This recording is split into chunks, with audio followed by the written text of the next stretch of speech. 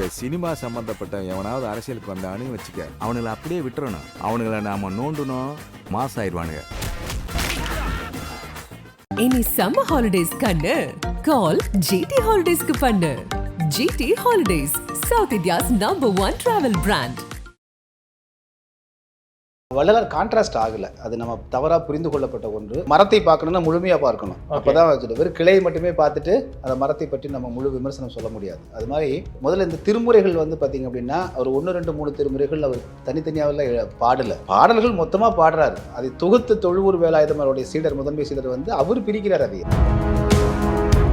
புத்தர்னா ஒரு மெசேஜ் இருக்கு, ஜீசஸ்னா ஒரு மெசேஜ் இருக்கு, நபின்னா ஒரு மெசேஜ் இருக்கு இல்லைங்களா? அந்த வகையில் திருவருட் பிரகாஷ் ராமலிங்க வள்ளல் பெருமான சாகா கல்வி சாகா கலையை, சாகாதவனே சன்மார்க்கின்னே சொல்றாரு அவர்.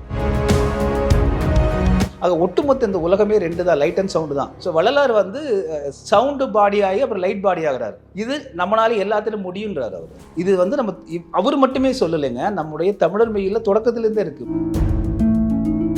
குறிப்பா அவருமே வள்ளலாருமே அவருடைய ஆரம்ப கால பாட்டை பார்க்கும்போது பல பாடல்கள்லாம் பாடுறாரு.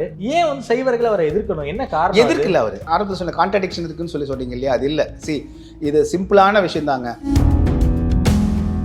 இவையெல்லாம் எனக்கு இறைத்தன்மை அடைவதற்கு தடைகளாக இருந்தன, இவற்றையெல்லாம் நான் விட்டதால் பெரும் லாபம் கிடைக்கப்பெற்றேன். எனவே நீங்களும் அத்தகைய லாபத்தை அடைய வேண்டுமே, ஆனால் இதையெல்லாம் விட்டு மேலே வரணும்ன்றார். அவர் எங்கேயுமே எதிர்க்கல. வள்ளலாரே ஒரு சாதி ஒழிப்பு போராளின்னு சொல்றீங்க. ஆமா, முதலாக சாதி ஒழிப்பு கொண்டு வந்தது அவர் தான், பெரியார் பிறப்பதற்கு முன்பாகவே. இறுதி காலம்ல ஒரு வள்ளலார் என்ன ஆனாரு, எப்படி அவர் மாயமா மறைஞ்சு போயிட்டாரா என்னன்னு நமக்கு சொல்ல முடியல. ஒரு சில பேர் உயிரோட எரிச்சு கொண்டுட்டாங்கிறாங்க. என்ன நடந்துச்சு சார்? இது என்ன அறியாமையில் சொல்லப்படுவது ஒரு பக்கம், இன்னொரு பக்கம் திட்டமிட்டே அவரை பற்றி பொய் பரப்புவதுன்னு இருக்கு. ஆதன் தமிழ் நேயர்களுக்கு அன்பு வணக்கம். இன்று நம்மோடு மூத்த பத்திரிகையாளர் திருமிகு விஸ்வநாத் வந்துள்ளார். வணக்கம் சார். வணக்கம். குறிப்பாக வள்ளலாரை சுற்றி ஒரு பல்வேறு சர்ச்சைகள் சார். குறிப்பாக அவர் மறைவையொட்டி பல்வேறு சர்ச்சைகள் இருக்கு. அதுக்கு முன்னாடி வள்ளலாரை பற்றி ஒரு சிறிய அறிமுகத்தை எங்களுக்காக சொல்லுங்க. குறிப்பாக வள்ளலாருடைய இந்த திருமுறைகள், அதாவது திருவருட் பார்க்கும்போது முதல் 5 திருமுறை வந்து கடவுளை எல்லாம் போற்றி வணங்குறாரு, பல்வேறு தெய்வங்கள் மீது பாட்டெல்லாம் பாடுறாரு, முருகன் மீது பாட்டு பாடுறாரு, அம்மன் மீதெல்லாம் பாட்டு பாடுறாரு. 6வது திருமுறையில் அதுக்கு அப்படியே கான்ட்ராஸ்டாக வராரு, உருவ வழிபாடே கூடாதுங்கிறாரு, அதாவது அருட்பெரும் ஜோதி ஆண்டவர்னு சொல்றாரு. முதல் 5 திருமுறையில நான் பேசினது எல்லாமே தவறு, 6ஆம் திருமுறையை மட்டும்தான் எடுத்துக்கணும், நான் வந்து முதல் 5 திருமுறை என்னுடைய அறிவு குறைபாடு இருக்கும்போது பாடின பாட்டு அப்படிங்கிற ஓப்பன் ஸ்டேட்மெண்ட்லாம் கொடுக்குறாரு. ஏன் சார் வள்ளலார் இப்படி எல்லாம் பேசணும்? யார் இந்த வள்ளலார், எப்படி இந்த டிரான்ஸ்ஃபர்மேஷன் ஆச்சு, இதை எங்களுக்காக சொல்ல முடியுமா சார்? இல்லை, வள்ளலார் கான்ட்ராஸ்ட் ஆகலை. ஃபர்ஸ்ட் நம்ம முதல்ல வந்து ஒரு மரத்தை பார்க்கணும்னா முழுமையாக பார்க்கணும், அப்போதான் வச்சுட்டு வெறும் கிளையை மட்டுமே பார்த்துட்டு அந்த மரத்தை பற்றி நம்ம முழு விமர்சனம் சொல்ல முடியாது. அது மாதிரி வள்ளலார் கான்ட்ராஸ்ட் ஆகலை, அது நம்ம தவறாக புரிந்து கொள்ளப்பட்ட ஒன்று. முதல்ல இந்த திருமுறைகள் வந்து பார்த்தீங்க அப்படின்னா அவர் 1, 2, 3 திருமுறைகள் அவர் தனித்தனியாக பாடலை, பாடல்கள் மொத்தமாக பாடுறாரு. அதை தொகுத்து தொழுவூர் வேலாயுதம் அவருடைய சீடர், முதன்மை சீடர் வந்து அவர் பிரிக்கிறார். அதை அந்த பாடல்களோட என்னென்ன வெரைட்டியில் என்னென்ன கண்டென்ட் பாடினாரோ அந்த கண்டென்ட் வைஸ் பிரிக்கிறார் அவர். அவ்வளோதான். அதுதான் 1ஆம் திருமுறை, 2ஆம் திருமுறை. பெருமானார் இருக்கிற காலத்தில் 4 திருமுறைகள் வெளியிடப்பட்டது, அவர் இருக்கும்போதே பப்ளிஷ் பண்ணுறாரு. 5ஆம் திருமுறை அதற்கு பிறகு, 6ஆம் திருமுறை ரொம்ப பிற்காலத்தில் வெளியிடப்பட்டது. இதில் முதல்ல வந்து நம்ம தெரிந்து கொள்ள வேண்டியது என்னென்னா, நீங்கள் குறிப்பிட்டதை போல் திருவருட் பிரகாச ராமலிங்க வள்ளலார் அப்படிங்கிற ராமலிங்கர் அப்படிங்கிற ஒரு எளிய ஒரு குடும்பத்தில் பிறந்தவர் தான் அவர். பிறந்த போது சிறு வயதிலிருந்து அவருக்கு வந்து பார்த்திங்கன்னா வேறு எந்த டைவர்ஷனுமே இல்லை. மொத்தம் 51 ஆண்டுகள் தான் கண்முன்னே நம்ம காட்சி அளித்தார் அவர். 51 ஆண்டு காலத்தில் நீங்கள் நம்மலாம் வந்து வேறு தொழில் பண்ணிவிட்டு அப்புறம் ஆன்மீகத்துக்கு மெய்யிலுக்கெல்லாம் போவோம் இல்லைங்களா? அருணகிரிநாதர்லாம் வெவ்வேறு வாழ்வியலில் இருந்துட்டு வந்து ஆன்மீகத்துக்கு போனார். ஆனால் திருவருட் பிரகாச ராமலிங்க வள்ளலார் பிறந்ததிலிருந்தே நீங்கள் வந்து பார்த்தீங்கன்னா அவர் வந்து 51 ஆண்டுகள் முழுக்க கம்ப்ளீட்லி டெடிகேட்டட் டு ஆன்மீகம். திருமணம் செய்கிறாங்க. அவருக்கு திருமணம் அவருடைய விருப்பத்தின்படி நடக்கலை. அதன் பிறகு மனைவிட்டே சொல்லிட்டு போகிறாங்க, எனக்கு திருமண வாழ்க்கை ஒத்துக்காதுமா, வணக்கம் நன்றி வணக்கம்ட்டு போயிடறாருன்னு வச்சுக்கோங்களா. அவர் இதெல்லாம் ஒரு விமர்சனமாக கொண்டு வருவாங்க. பட் அதெல்லாம் இல்லை, அதெல்லாம் தாண்டி அவருடைய பணிகள் அப்படின்னு பார்க்கும்பொழுது இந்த நிகழ்வுகள் எல்லாம் வந்து ஒரு பெரிய ஒரு குற்றமாக நம்ம பார்க்க முடியாது. 51 ஆண்டு காலத்தில் வந்து திருவருட் பிரகாச ராமலிங்க வள்ளல் பெருமானாரை எளிமையாக புரிந்து கொள்ள வேண்டும் என்றால் மரணமில்லாத பெருவாழ்வு அப்படிங்கிறது தான் சாகா கலை சாகா கல்வி. இதுதான் பெருமானாருடைய ஒட்டுமொத்தமான அவருடைய லைஃப் மெசேஜ். புத்தர்னா ஒரு மெசேஜ் இருக்குது, ஜீசஸ்னா ஒரு மெசேஜ் இருக்குது, நபின்னா ஒரு மெசேஜ் இருக்குது இல்லைங்களா? அந்த வகையில் பெருமானார் திருவருட் பிரகாச ராமலிங்க வள்ளல் பெருமானார் சாகா கல்வி சாகா கலையை, சாகாதவனே சன்மார்க்கின்னே சொல்கிறார் அவர். யாரை சன்மார்க்கின்னு சொல்ல முடியும்னா எவன் சாகலையோ அவன் தான் சன்மார்க்கின்றார். இன்னொரு இடத்துக்கு சொல்கிறாரு, என்ன செத்து போறையா அசிங்கமாக இருக்கேன்றார். நம்மளாம் பேசுவோம்ல சாதாரணமாக. அவர் சாவை வந்து ஒரு இறப்பதை வந்து அவர் ஏளனமாக பேசுகிறார் அவர். அது தவறுப்பா அப்படின்னு சாக வேண்டியது இல்லை அப்படின்றார் அவர். ஸோ இதை நிரூபித்தவர் அவர். இவர் ரொம்ப அதில் வந்து 4 விதமான உடல்கள் மனிதனால் எடுக்க முடியும் அப்படிங்கிறத சொல்கிறாரு. ஒன்று அசுத்த உடல். இப்போ நம்மளாம் இருக்கிறது அசுத்த உடல். நமக்கு வந்து சிறுநீர் வரும், மலம் வரும், வியர்வை வரும், அழுக்குகள்லாம் உற்பத்தி ஆகும். இதுக்கு பேர் அசுத்த உடல்னு பேர். இதற்கு அடுத்த உடல் வந்து சுத்த உடல். அதில் உணவும் எடுக்க வேண்டிய அவசியம் இருக்காது, உங்களுக்கு மலசலம் வராது, வியர்வை வராது, அழுக்கு வராது. அது சுத்த உடல். அதற்கு அடுத்த 3வது உடல் வந்து பிரணவ உடல் அப்படின்னு சொல்லக்கூடியது. பிரணவ உடல் அப்படின்னா பிரணவம்னால என்னென்னு பார்த்தீங்கன்னா ஓம் அப்படிங்கிற ஓங்காரம் தான் பிரணவம்னு அப்படின்னு நம்ம தெரியும். அது ஓசை. அப்போது அந்த வந்து ஒலி உடல் அது. ஓகே. அடுத்தது 4வது உடல் வந்து பார்த்தீங்கன்னா ஒளி உடல். ஸோ அசுத்த, சுத்த, அப்புறம் ஒலி, ஒளி, லைட் அண்ட் சவுண்டு. ஒட்டுமொத்தமாக இந்த சயின்ஸ் உலகம் வந்து சொல்லக்கூடியது, இந்த பேரண்டம் உருவானதே வந்து லைட் அண்ட் சவுண்டு தான்.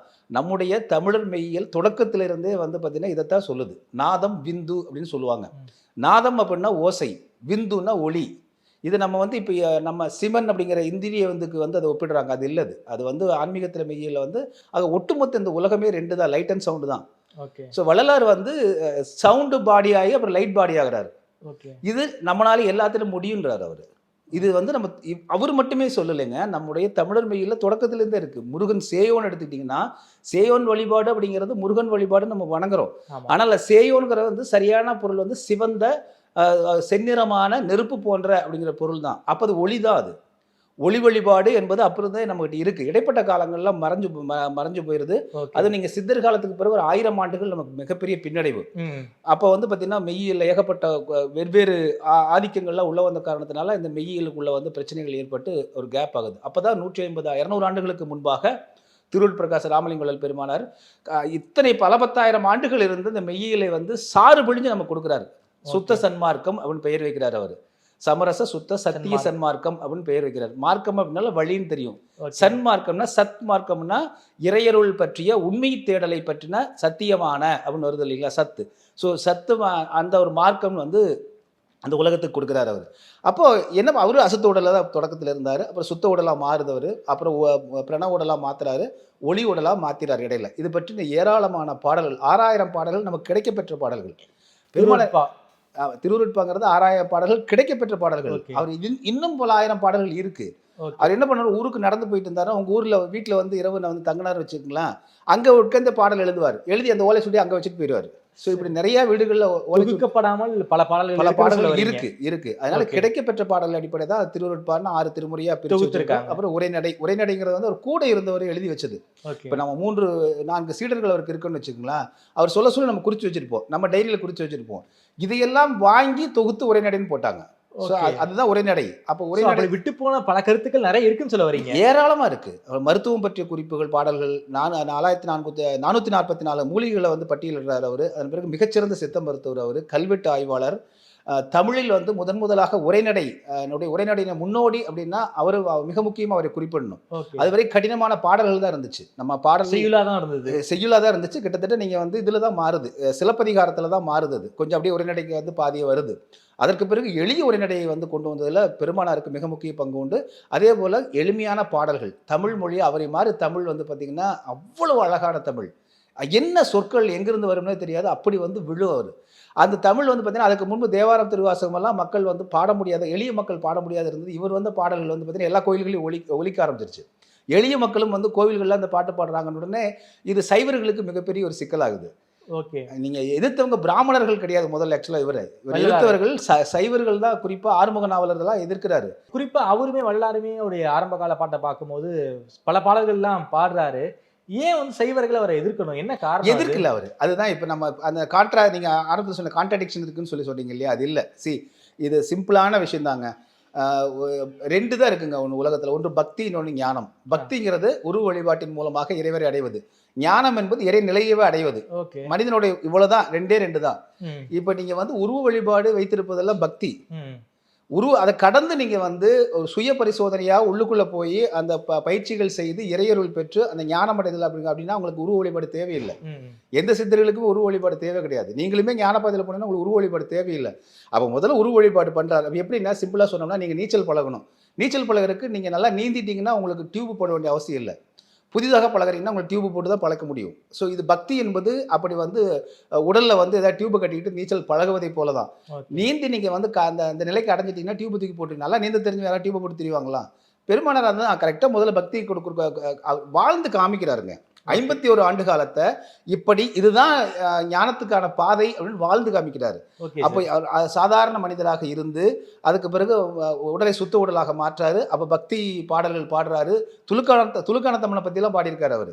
யாராவது வந்து ஐயா இந்த இறைவனை பற்றி பாடி கொடுங்கன்னா பாடி கொடுத்துருக்காரு. வேண்டுகோளுக்கு இணங்க அப்படின்னு பாடி கொடுத்துருக்காரு.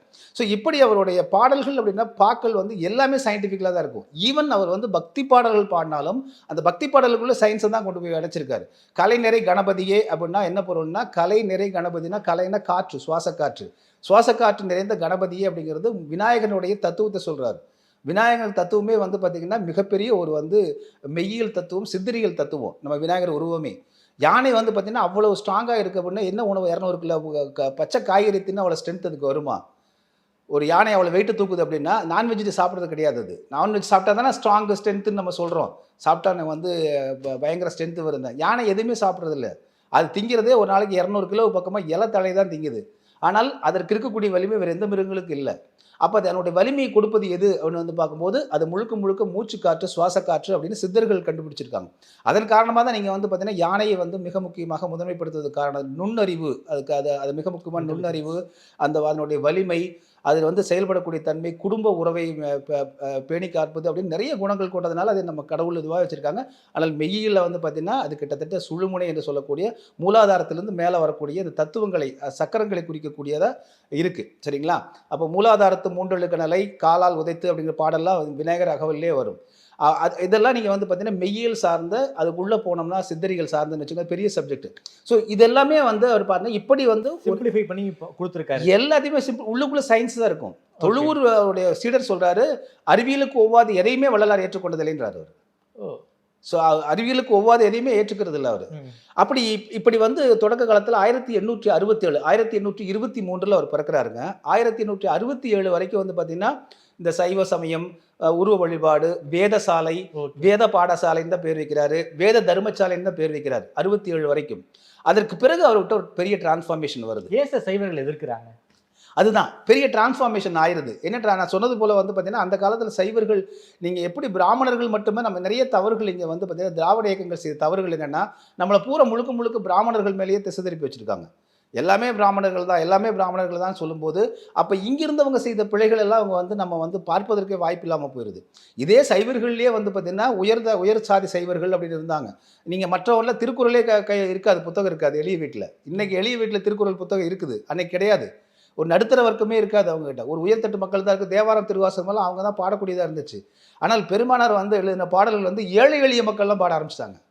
திருக்குறள் வகுப்பு நடத்துறாருங்க, அவர் தொடங்குறாரு. ஆனால் அந்த வகுப்பு வந்து தொடர்ந்து நடத்தலை. என்ன காரணம்னா அதுக்கு தொழுவூராக தான் ஆசிரியராக போடுறாரு. அவர் 3 மாதம் ஆகி விளக்கம் சரியாக கொடுக்காதனால கூப்பிட்டு நீ முதல்ல உன்னால் 3 மாதம் ஆகி நீ விளக்கம் கூட கொடுக்க முடியல, பள்ளிக்கூடத்தை விட்டு ஓதாமலேயே அவர்களை உணருமாறு செய்கிறேன்கிறார்.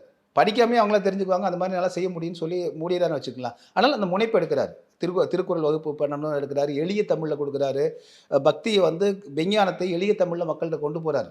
அந்த பாடல் வந்து உருக்கம் நிறைந்ததாக இருக்கும். அதில் வந்து பார்த்திங்கன்னா நீங்கள் எதுவுமே அந்த பாடல்களை பாடும்போதே ஒரு மனிதன் உருக்கமும் விசுவாசமும் இறைத்தன்மையும் அடைஞ்சு அவன் வந்து அதற்கு பிறகு என்ன அவர் சொல்கிறாருன்னா ஜீவகாருண்யம்ங்கிறது கொண்டு வராருங்க. மிக முக்கியமாக புத்தரும் சொன்னார். ஆனால் புத்தர் வந்து பார்த்தீங்கன்னா உயிர் கொல்லாமை போதித்தவர். அப்புறம் ஒரு ஸ்டேஜில் என்ன சொல்லிட்டாருன்னா அடுத்தவங்க கொண்டா அது பரவாயில்ல, நம்ம சாப்பிடலாங்கிற கண்டிஷனுக்கு மாறிட்டாங்க. ஆனால் இவர் வந்து அதில் சமரசமே பண்ணல, கொல்லாமை கூடாதுங்கிறது உறுதியாக இருந்தார், மிக உறுதியாக இருந்தார். அதில் நீங்கள் வந்து பார்த்தீங்கன்னா என்ன பண்ணுறாருன்னா 67 வரைக்கும் நான் சொன்னேன் இருந்து போட்டு அப்புறம் தான் வந்து நீங்கள் 67க்கு பிறகு தான் வந்து என்ன சொல்கிறாருன்னா அவர் அறிவு குறிச்சலாக இருந்தேன்னு எதை சொல்கிறாருன்னா நான் சைவத்தை எப்படியெல்லாம் உயர்த்தி பிடித்திருக்கிறேன் பாருங்க. இறைவரை சொல்ல நல்லா புரிஞ்சு, உருவ வழிபாட்டை சொல்லல அவர், சைவத்தை உருவ வழிபாட்டை சொல்லல அவர், சைவத்தை நான் எப்படியெல்லாம் உயர்த்தி பிடித்திருக்கிறேன் என்று பாருங்கள், அதற்கு சாட்சியாக நான் எழுதிய நூல்களே வந்து அரங்கத்தில் நிற்கும்ங்கிறார் அவர். அது நாளை காட்டுவாங்க, அதை நம்ம வந்து சொல்லலாம். ஆனாலும் அவர் மிக முக்கியமாக சொன்னது இந்த இறைநிலை ஞான நிலை அடைவதற்கு சாதி, சமயம், மதம், குலம், கோத்திரம், ஆசிரமம், வர்ணம் எதுவுமே கூடாதுன்றார். அதில் ஒன்று தான் சைவம். சைவத்தை இவர் எதிர்க்கவில்லை இல்லை, இது இந்த லிஸ்ட்ல வந்து சைவம் என்பது சமயம் நெறி அப்படிங்கிறதுனால அதையும் தூக்கி வீசுறாரு. சாதி, சமயம், மதம், தூக்கி வீசுறதுன்னா ஐ மீன் நெகட்டிவா சொல்லல, அதை விட்டு கடந்து வந்துடுறாரு. இவையெல்லாம் எனக்கு இறைத்தன்மை அடைவதற்கு தடைகளாக இருந்தன, இவற்றையெல்லாம் நான் விட்டதால் பெரும் லாபம் கிடைக்கப்பெற்றேன். எனவே நீங்களும் அத்தகைய லாபத்தை அடைய வேண்டுமே ஆனால் இதையெல்லாம் விட்டு மேலே வரணுன்றார். அவர் எங்கேயுமே எதிர்க்கல. வள்ளலாரே ஒரு சாதி ஒழிப்பு போராளின்னு சொல்றீங்க. ஆமா, முதலாக சாதி ஒழிப்பு கொண்டு வந்தது அவர் தான். நீங்க பெரியார் பிறப்பதற்கு முன்பாகவே அவர் கிட்டத்தட்ட நீங்க 1891 1800 874 சித்தி அடைஞ்சாங்க பெருமானார். அதுக்கு பிறகுதான் பெரியார் பெரியார் பாரதியார் எல்லாம் பிறக்கிறார். பிறக்கிறாங்க. பெரியார் அவர் வந்து அவர் தன்னுடைய தலைவன் சொன்னார். அவர் ஓ, பெரியார் வள்ளலாரையா? பெரியார் தன்னுடைய தலைவன் சொன்னது வள்ளலாரை தான் சொன்னார். அவர் நெய்வேலி போறாரு. அவரு நெய்வேலி போகும்போது பக்கத்துல ஞானசபை இருக்கு, வாங்க கூட்டிட்டு போறாங்க. அங்க கொலை புலால் தவிர்த்தவர்கள் மட்டும் உள்ளே வரணும்னா பெரியார் உள்ள போகல, வெளியே வந்துட்டார். அவருக்கு வந்து நான்வெஜ் சாப்பிட்ற பழக்கம் இருக்கிறதுனால அந்த ஞானசபைக்குள்ள போகல. அப்போ நீங்கள் உள்ளே போங்க அப்படின்னா என் தலைவனுடைய சொன்ன கொள்கையை நான் மீற மாட்டேன் அப்படின்னு சொல்லிட்டு 6ஆம் திருமுறையில் வந்த பாடல்கள் எல்லாம் அவர் வந்து தொகுத்து தனியாக குடியரசு இதழில் போட்டார். ஸோ இது ஒரு தகவல், சரிங்களா? இதற்கு முன்னதான் நீங்கள் வந்து பார்த்தீங்க அப்படின்னா இந்த 67 காலகட்டங்கள்லேருந்து அதுக்கு பிறகு வந்து இந்த சைவத்தின் நெறிய அவர் சைவத்து மட்டும் இல்லைங்க, எந்த மதமுமே கூடாதுன்றார். எந்த சாதி ஏற்றத்தால் இருக்கக்கூடாதுன்னு சொல்றாரு. ஆனால் நம்ம தவறாக புரிஞ்சுட்டு இருக்கிறோம். அவர் வந்து மதத்தை வெறுத்தார். அதே போல் வேதங்களை பற்றி சொல்லும்போது வேதங்கள் கூடாதுன்னு சொல்ல அவர். வேதங்களில் இவர்கள் வந்து உண்மையை வந்து சொல்லாமல் விட்டு விட்டார்கள். உண்மையான இறைவருடைய தன்மை என்ன, இறைவரை அடையும் வழி என்பதை பற்றி இவர்கள் சொல்லாமல் மண்ணை போட்டு மூடிட்டாங்க இதற்கு முன்பாக இருந்தவர்கள். எனவே நான் வெளிப்படையாக வந்து இவற்றையெல்லாம் சொல்கிறேன் அப்படின்றார். அவ்வளோதான். அப்போ வேதங்களுடைய சாராம்சங்கள் எல்லாம் எடுக்கிறார். வேதங்கள் ஆக்சுவலாக வந்து வேதம்ங்கிறது வடமொழி. நம்மளுக்கு வேதம்ங்கிற பெயர் தமிழில் கிடையாது, மறைன்னு தான் பேர். மறைன்னா மறைபொருள் அப்படின்னு சொல்கிறது மறைந்திருக்கக்கூடிய உண்மை ரகசியம்னு பேர். அதைத்தான் வந்து பின்னாடி வேதம்னு அவங்க சொன்னான்னு வச்சுக்கலாம். அப்போ அவரே வேத பாடசாலைங்கிற பெயரில் வச்சுட்டு அப்புறம் 67 அதெல்லாத்தையும் நீக்கிட்டு சமரச சுத்த சத்திய சன்மார்க்க சங்கம்னு ஆரம்பிச்சிடறாரு. அவர் வடலூரில் முதல்ல 1865 சங்கம் தொடங்குறாரு. இது வந்து மத நெறியா இருக்கக்கூடாது. புத்தருக்கு பிறகு புத்தர் வந்து சங்கம் தான். சங்கம், ஆமா. புத்தருக்கு பிறகு இதை சங்கமாக கொண்டு வந்தவர் திருவருட் பிரகாச ராமலிங்க வள்ளல் பெருமானார் தான். அப்போ இப்போ இந்த மாதிரி மரணமில்லா பெருவாழ்வு நிலையை அடைய விரும்புகிறவங்க எல்லாமே முதல்ல சங்கமாக சேருவோம் அப்படின்னு சங்கத்தை தொடங்குறாரு. அதற்கு 2 ஆண்டுகள் கழித்து 1867 தர்மசாலையை தொடங்குறாரு. அந்த தர்மசாலை தொடங்கும் பொழுது தான் 106 ஏக்கர் 80 நிலத்தை வந்து அந்த ஊர் மக்கள் வந்து பார்வதி ஊர் மக்கள் அவருக்கு தானமாக கொடுக்குறாங்க. வள்ளலாருக்கு தானமா கொடுக்குறாங்க. ஆமா, மக்களே வந்து கொடுக்குறாங்க. மக்களே முன் வந்து கொடுக்குறாங்க. அது அவர்கள் சொந்த செலவுல கிரையம் பண்ணி கொடுக்குறாங்க. கிரைய செலவு கூட இவருக்கு கொடுக்கல, அவருக்கு கொடுக்குறாங்க. இன்னைக்கும் சிதம்பரம் ராமலிங்க பேர்ல தான் பட்டா இருக்கு அந்த 106 ஏக்கருக்குமே. அப்போ அது அதனால தான் அந்த இடத்துக்குள்ள கட்ட வேண்டாம் அப்படிங்கிற இப்போ வந்து ஒரு பெரிய வெளியில் கட்டிக்கிங்க சர்வதேச மையெல்லாம், அது வழிபாட்டு தலம் அப்படின்னு சொல்றதுக்கு காரணம் அதுதான். ஸோ அப்போ கொடுத்துட்றாங்க. அப்போ தர்மசாலை தொடங்குறாரு. தர்மசாலையோட கான்செப்ட் என்ன அப்படின்னா இருப்பவர்களிடமிருந்து இல்லாதவர் கொடுப்பது. அப்போ இருப்பவர்கள் வந்து அரிசி கூட பெட்டி வச்சிருந்தார். அப்போ புழுங்கல் அரிசி பச்சரிசின்னு தனித்தனியாக வச்சுருப்பாங்க. வர்றவங்கெல்லாம் வரும் 1 கிலோ 2 கிலோ 10 கிலோன்னு கொண்டு வந்து கொட்டிடுவாங்க. காய்கறிகளை கொண்டு வந்து கொடுப்பாங்க. ஸோ இது மளிகை பொருட்களை வச்சு சமைத்து ஏழை எளிய மக்களுக்கு, அது அடுத்த வேளை உணவில்லாத மக்களுக்கு கொடுக்கறதுக்காக தான் தர்மசாலை. அன்று 150 ஆண்டுகள் கடந்து இன்று வரை வந்து பார்த்தீங்கன்னா அந்த அடுப்பை அவர் தான் பற்ற வைக்கிறார். அணையா அடுப்புன்னா என்ன அர்த்தம்னா அது அணையவே கூடாது அப்படின்னா என்னன்னா பசி என்பது இருக்கக்கூடாதுன்னு சொல்றாரு. அணையா அடுப்புனா சாதனைக்காக சொல்லல, அது அணைஞ்சதுன்னா பசி வந்துருண்டாங்கிறாரு. அப்போ அந்த அடுப்பு அணையாமல் நீ வந்து சமையல் செய்து கொண்டே இருந்து வர்றவங்களுக்கெல்லாம் வாரி வாரி கொடுங்குற அந்த எண்ணத்தில் அவர் பண்ணுறாரு. இது தர்மசாலை முதல்ல. அதற்கு பிறகு இது 67 அது வரைக்கும் வேத தர்மசாலைன்னு தான் பெயர் வைக்கிறார். 67 71 ஒரு மிகப்பெரிய டிரான்ஸ்ஃபார்மேஷன் அவருக்குள்ளே வருது. ஞானப்பாதைக்கு முழுக்க எடுத்துகிட்டு போகிறார். அப்போ என்னென்னா ஒரு குழந்தையை கையை பிடித்து கூட்டி செல்வது போல முதல்ல பக்தி கோயில், விநாயகர் கோயில் காமிச்சு, அம்மன் கோயிலை காமிச்சு, முருகன் கோயிலை காமிச்சு, எல்லா கோயிலையும் காமிச்சிட்டு அதற்கு பிறகு சொல்கிறார் இதெல்லாம் குறியீடுகள், இது நேரடி இறைவரை குறிப்பதல்ல, இறைவர் பற்றிய குறியீடுகள், ஒவ்வொன்றும் அதை பற்றின விளக்கங்கள் கொடுக்கக்கூடிய ஒரு நம்ம கண்காட்சி வைக்கிறோம் இல்லைங்களா, அது போன்றதான் குறியீடுகள் சொல்லிட்டு இறைவன் எங்கே இருக்கான்னா உனக்குள்ளே இருக்கா அப்படிங்கிறார். எல்லா சித்தர்களும் எல்லா ஞானிகளும் சொன்னது அவர் தான் சொல்கிறாருங்க. அப்போ இது எப்படி உணர்த்துவது மக்களுக்கு அப்படிங்கிறதுக்கு ஞான சபை அப்படிங்கிறது கட்டுறாரு. இங்கே ஞான சபை அப்படிங்கிறது என்னென்னு வந்து பார்த்தீங்கன்னா ஒரு மனித தலை, அது கோயில் கிடையாது. தெற்கு பாத்தில் நம்ம வந்து கழுத்தளவுக்கு ஒரு மனிதனை புதைச்சிட்டா கழுத்து மட்டும் மேலே இருக்குல்ல, கழுத்து மட்டும் வச்சிருக்கிறது தான் ஞான சபை. அது தெற்கு பார்த்த வடிவில் கழுத்து மட்டும் இருக்கும். இடது கண்ணுக்கு குறிப்பதற்கு சிற்சபை பொற்சபைன்னு அப்படி 2 சபையை கட்டுறாரு. அப்போ நேராக வந்து பார்த்தீங்கன்னா புருவமத்திக்கு நேராக வந்து ஜோதி ஒளியை வைக்கிறார். ஓகே. அப்போது இடது பக்கம் சந்திரன், வலது பக்கம் சூரியன், நடுவில் அக்கினி என்கிற இந்த ஒளிக்கடவுள் அப்படின்றார். இது மனித தலைக்குள் இருக்கக்கூடிய அமைப்பு. அது நமக்கு இடது பக்கம் இருக்கக்கூடிய சந்திரன், வலது பக்கம் இருக்கக்கூடிய சூரியன், நெற்றி போட்டில் இருக்கக்கூடியது அக்கினி. இந்த 3மே நெருப்பு தான். சூரியனும் நெருப்பு, அக்கினியும் நெருப்பு, சந்திரனும் வந்து சூரிய ஒளியில் இருக்கக்கூடிய அது ஒளி தான். அப்போ 3 விதமான ஒளி. இதில் சூரியன் நம்மை வந்து எரிக்காது, சந்திரன் நமக்கு குளுமை கொடுக்கும், ஆனால் அக்கினி எரியக்கூடிய தன்மை இருக்குது. இது 3ம் நம்ம தலைக்குள்ளே இருக்குன்றார் அவர். இதுக்கு தான் அந்த அப்போ ஞானத்துக்கு வந்துட்டாரா? அப்போ ஞான சபைக்குள்ளே எந்த உருவமே வழிபாடு இப்படி வேண்டியதில்லை. உனக்குள்ள இருக்கிற இறைவனை சுட்டி காட்டக்கூடிய இடத்துல எதுக்கு இன்னொரு உருவன்றார் அவர். நீயே இறைவன் சொல்லிட்டாரு. ஒவ்வொரு மனிதனும் இறைவன் என்று உணர்வதற்கான இடம் அது. அதனால தர்மசாலைக்கு போகிறவங்க நான்வெஜ் சாப்பிட்டாலும் தர்மசாலையில் போய் சாப்பிடலாம். நீங்கள் நான் வெஜிடேரியன் சாப்பிடக்கூடிய பழக்கம் இருந்தாலும் தர்மசாலையில் போய் பசியாற்றிக் கொள்ளலாம். ஆனால் ஞானசபைக்குள்ளே வரும்போது நீங்கள் வந்து கொலை புலால் தவிர்த்துட்டு தான் உள்ளே வரணுன்றார். அப்போ நீ ஞானப்பாதைக்கு உள்ளே வரணும்னா அதை தவிர்த்து விட்டு வா அப்படின்றார். அதை பார்த்தா பெரியாரே பின்னாடி ரிவர்ஸ் வந்துடுறாரு. அவர் உள்ளே போகலை. அதுக்கு பிறகு உடைச்சிட்டாங்க. இப்போ நிறைய பேர் உள்ளே போகிறாங்க. எத்தனை பேர் மனசாட்சியோட உள்ளே போகாமல் இருக்காங்கன்னு தெரியல பெரியாரை போல். அதுக்கு பிறகு அதெல்லாம் நிறைய பிற்காலத்தில் மாறுச்சுன்னு வச்சுக்கலாம். ஆனால் அவருடைய என்ன நோக்கத்துக்காக பண்ணார்னா, இதனால தான் தைப்பூசத்தன்று வழிபாடு வைக்கிறார். தைப்பூசத்து இன்னொரு சயின்டிஃபிக்கல் நான் உங்களுக்கு ப்ரூஃப் தர்றேன். தைப்பூசத்தன்று நீங்கள் போய் பாருங்கள். அப்போது வலது பக்கம் வந்து வலது வானத்தில் சூரியன் தெரியும், காலையில் சந்திரனும் தெரியும். அன்னைக்கு ரெண்டும் நேர்கோட்டில் நம்ம கண் பார்வையிலே தெரியும். அப்போ வலதுபுறம் சூரியன், இடதுபுறம் சந்திரன், நேர் எதிரே ஜோதி வழிபாடு. அப்போது அண்டத்தில் உள்ளது தான் பிண்டத்தில் உள்ளது என்கிறது, பிண்டத்தில் உள்ளதான் அண்டத்தில் உள்ளுங்கிறது சித்தர் வழிபாட்டை தான் அவர் சொல்கிறார் அவர். Okay sir. அப்போது நம்ம இடதுபுறம் பார்க்கும்போது நம்ம இடது நாசி சந்திரக்கலைன்னு சொல்லுவாங்க. இடது நாசியில் வரக்கூடிய சுவாசத்தை வந்து சந்திரக்கலை, வலது நாசியில் வர்றது சூரியக்கலை, இங்கே வர்றது பேர் சுழுமுனை அப்படின்னு சொல்லுவாங்க. சரிங்களா? இதுதான் அந்த தத்துவம். ஓகே. அப்போ இடது கண்ணு பார்த்தா சந்திரன், வலது கண் சூரியன், அதே போல் வலதுல சூரியன், இடதுல சந்திரன், நேதிரே தைப்பூசத்தன்னைக்கு ஜோதி ஒளி வழிபாடு. அது நெற்றிக்குள்ள ஆறுபட்டை வடிவமாக இருக்கிறது. உள்ளுக்குள்ள ஒரு இடம் இருக்குது, அதுதான் இறைவனுடைய இடம்னு சொல்கிறாங்க. எல்லா சித்தர்களுமே சொன்னதான். கம்பி நம்ம வந்து காதுக்குள்ள விட்டு இந்த இடத்துல விட்டோம்னா இடையில கிராஸ் பண்ண தெரியுங்களா, அந்த அதை சந்திக்கக்கூடிய இடம் தான் அது. உச்சந்தலைக்கு உள்ளே அண்ணாக்குக்கு மேலேன்னு சித்தர்கள்லாம் பாடுறாங்க. அதாவது திருமூலர் சொல்ற மாதிரி ஊனுடம்பு ஆலயம்ங்கிறாரு. அதேதான். ஊனுடம்பு ஆலயம், வள்ளல் பிரானாருக்கு வாய் கோபுர வாசல், தெள்ள தெளிந்தாருக்கு சீவன் சிவலிங்கம். சீவன்னா உயிர் தான், சிவலிங்கம்னு அர்த்தம். சிவலிங்கம்னா வந்து உயிர், சீவன் தான் அது. ஓகே. அப்போ இது அதெல்லாம் குறியீடுகளாக வெளியே சொல்லப்பட்டது. சயின்டிஃபிக்கலாக நேராக சொல்கிறாருங்க இவர். ஓகே. இதுவரையிலும் இத்தனை ஆயிரம் ஆண்டு காலம் நீங்கள் வந்து வேதங்கள் என்கிற பெயரிலும், மதங்கள் என்கிற பெயரும், கோயில்கள் என்கிற பெயரிலும் சொல்லி வந்தவையெல்லாம் வெளி குறியீடுகள்.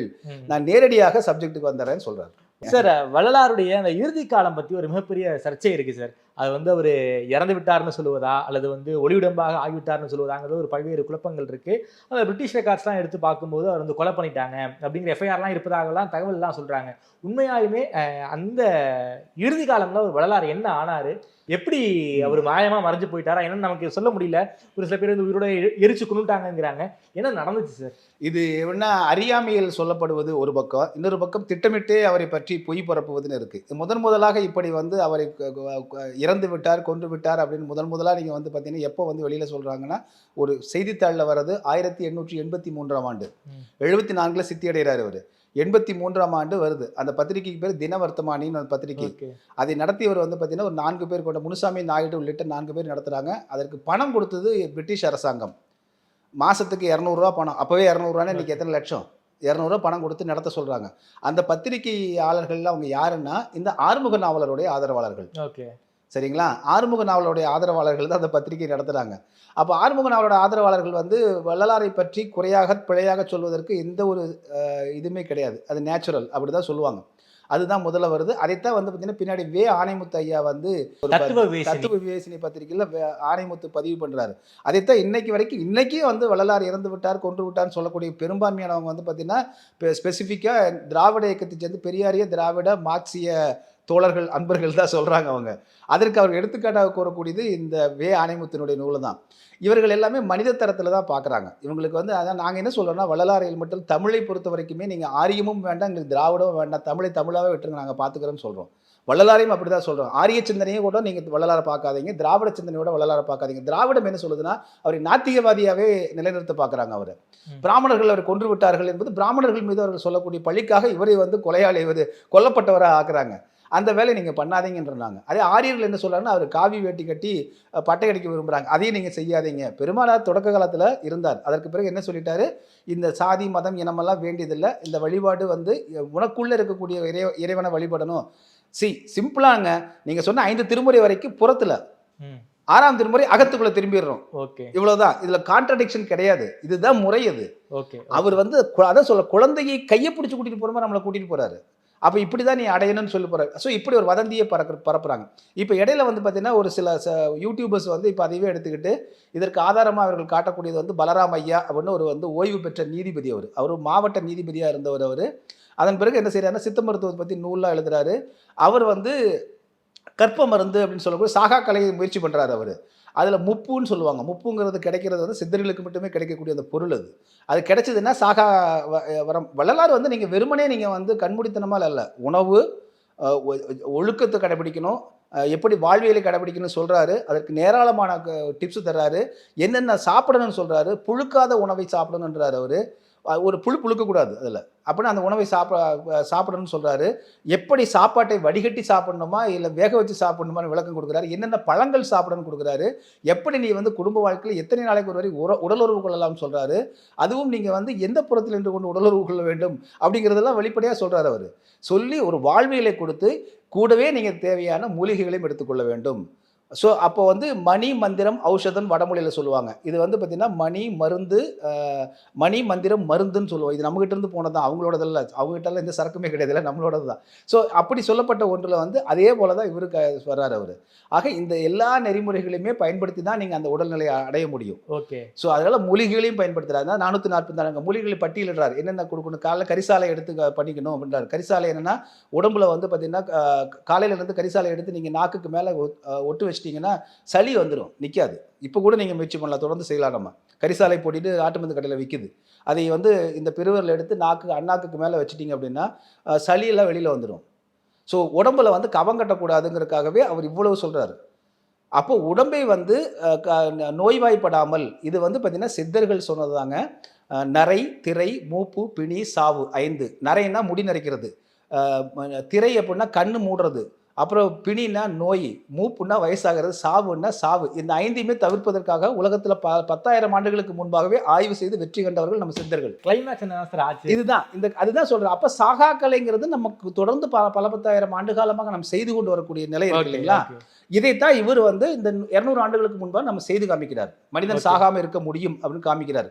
ஆக இப்படி எல்லாம் பல்வேறு விதமான பொருட்களை எல்லாம் பயன்படுத்தி, பயிற்சிகளை பயன்படுத்தி உடலை வந்து சுத்த உடலாக மாற்றணும். அதற்கு பிறகு ஒளி உடலாக அடுத்து ஒளி உடலாக மாற்றணுங்கிறார். அதை அவர் செய்து காண்பித்தார். Okay sir. வள்ளலார் அப்படி பண்ணிட்டாரு சார். வள்ளலாருடைய ஃபாலோவர்ஸ் அப்படி யாராவது பண்ணியிருக்காங்களா? ரைட். நான் கேட்குறேன், புத்தர் வந்தார்ல, புத்த மதத்தை எத்தனை பேர் பின்பற்றுறாங்க உலகத்தில்? நிறைய பேர். ஏன் புத்தரை யாரும் ஆகலை? இயேசு கிறிஸ்து எத்தனை லட்சம் பேர் பின்பற்றுறாங்க? எத்தனை கோடி பின்பற்றுறாங்க? ஏன் இயேசு கிறிஸ்து மாதிரி ஆகலை? நபிகள் நாயகத்தை எத்தனை லட்சம் பேர், எத்தனை கோடி பேர் பின்பற்றுறாங்க? ஏன் வந்து நபிகள் நாயகமாக ஆகலை? அதே வள்ளலாருக்கு மட்டும் இந்த கேள்வி. எல்லாம் தான் கல்லூரியில் படித்தோம், பள்ளிக்கூடத்தில் படித்தோம். அப்துல் கலாம் மட்டும் அந்த நிலைமைக்கு போனார். ஏன் நம்மளால் ஆக முடியல? உழைச்சாரு சார். அதே தான் வள்ளலார் உழைச்சாரு. அதற்கென்றே வந்து 51 ஆண்டுகளை டெடிக்கேட்டடாக உழைச்சார். அதனால தொடக்கத்திலே நான் ஆரம்பிக்கும் போது சொன்னேன், அவர் டைவர்ஷன்லாம் இல்லை, முழுக்க இதிலே தான் அவர் இருந்தார். சின்ன வயதிலிருந்து உடல் பற்றின ஆய்வுகளை மேற்கொண்டார் அவர்.